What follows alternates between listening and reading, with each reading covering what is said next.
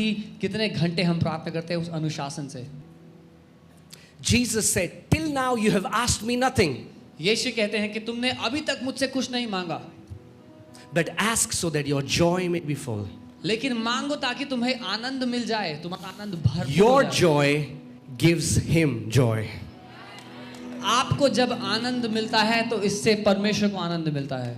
You know, when Jesus starts to teach about prayer, the first thing he says is, do not pray like the hypocrites. जब यीशु प्रार्थना के बारे में सिखाना शुरू ही करते हैं तो पहली बात कहते हैं, ढोंगियों की तरह प्रार्थना मत करो।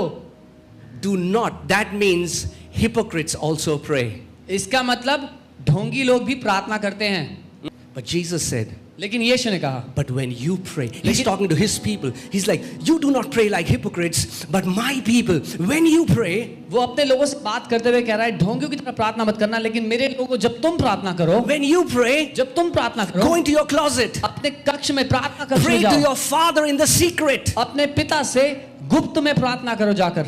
That means you don't have to find an audience before people. इसका मतलब लोगों के, दर्शकों की आवश्यकता नहीं है आपको प्रार्थना करने के लिए। And the Father who sees in secret will reward you openly. और वो पिता जो गुप्त में आपको देखता है, सबके सामने आपको आशीष देगा। Can I tell you that the most important revelation you will ever get in the kingdom is not the blueprint of the tabernacle, but it is knowing God as a father. क्या मैं आपको बता दूं, राज्य में सबसे शक्तिशाली प्रकाशन उस तंबू का डिजाइन नहीं है, लेकिन ये जानना है कि परमेश्वर पिता आपका प्रेमी पिता है। Because you'll be having this sweet fellowship with the Father. क्योंकि ये मीठा समय है पिता के साथ जो आप बिताएंगे। Amen. Amen. So let me give you the first key तो मैं to powerful prayers. पहली कुंजी दे रहा हूँ शक्तिशाली प्रार्थना की। The first key, पहली कुंजी है seeing God as a loving Father. परमेश्वर को एक प्रेमी पिता के स्वरूप में देखना। Now I know it has become such a cliche. God is my father. मैं जानता हूँ ये बहुत कहावत जैसा हो गया यार, परमेश्वर मेरा पिता है। Yeah, I know God is my father. हाँ, मुझे पता है परमेश्वर मेरा पिता है। Do we really believe God is our क्या father? हम ये सच में मानते हैं कि परमेश्वर Can I हमारा पिता tell है? you that the most important revelation you will ever get in the kingdom is not the blueprint of the tabernacle, but it is knowing God as a father. क्या मैं आपको बता दूं, राज्य में सबसे शक्तिशाली प्रकाशन उस तंबू का डिजाइन नहीं है, लेकिन ये जानना है कि परमेश्वर पिता आपका प्रेमी पिता है। Let's learn prayer from हम Jesus. यीशु से सीखें प्रार्थना Come करना। on, turn to your neighbor and say, let's learn prayer from आपसे Jesus. पड़ोसी को कहें, हम यीशु से सीखते हैं प्रार्थना करना। He said, when you pray, उसने कहा जब तुम प्रार्थना करो say, our beloved daddy. तो बोलो हमारे प्यार करने वाले। He is our beloved father. यीशु कहने के वो हमारा प्यारा पिता है। Pray like this. परमेश्वर को राजी करने की कोशिश करेंगे। You'll try to convince God to bless you. You'll try to convince God to heal you. You'll try to convince God to do things for you. आप परमेश्वर को राजी करने की कोशिश करेंगे, आपको आशीष देने के लिए, आपको चंगा करने के लिए। But no son or daughter has to convince their parents. लेकिन To do किसी good for बच्चे को अपने माँ बाप को राजी करने की आवश्यकता नहीं होती कि वो उनके साथ अच्छा करें। Amen. You don't have to convince God. आपको कन्विंस करने की जरूरत नहीं है पिता को। Prayer is not trying to convince God. प्रार्थना परमेश्वर को राजी कराने का मुद्दा नहीं है। Your father already loves you. आपका पिता पहले से ही आपसे प्यार करता है। We pray from the place of love.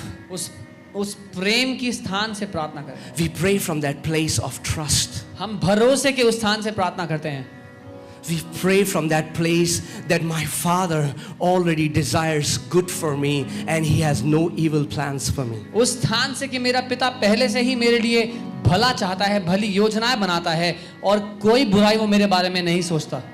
Second key दूसरी कुंजी is seeing yourself as the righteousness of God in Christ Jesus. अपने आप को परमेश्वर की धार्मिकता के स्वरूप में देखना मसीह यीशु में। Why many believers have not been able to get their prayers answered is because their conscience constantly condemns them.